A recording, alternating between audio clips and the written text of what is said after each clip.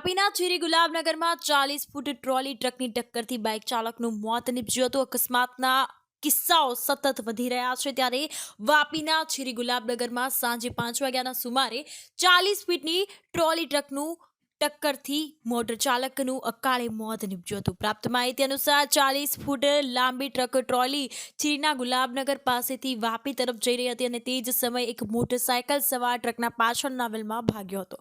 તો ચાલક પ્રકાશભાઈ સોમાભાઈ પટેલને અકસ્માત નડ્યો હતો ત્યારે તેઓનું ઘટના સ્થળે જ મોત નીપજ્યું હતું। આ અંતર્ગત રાહદારીઓ તેમજ સ્થાનિકોએ ડુંગરા પોલીસને જાણ કરી હતી। ડુંગરા પોલીસ પણ ઘટના સ્થળે આવી પહોંચી હતી અને એમ્બ્યુલન્સને જાણ કરી અને પોસ્ટમોર્ટમ અર્થે તેઓને હોસ્પિટલ ખસેડવામાં આવ્યા હતા અને વાહન વ્યવહાર પણ આ બાબતે ઠપ થઈ ગયો હતો। તો પોલીસ ઘટના સ્થળે પહોંચી છે અને આ અંગે વધુ તપાસ તેમજ કાર્યવાહી યથાવત રાખી છે।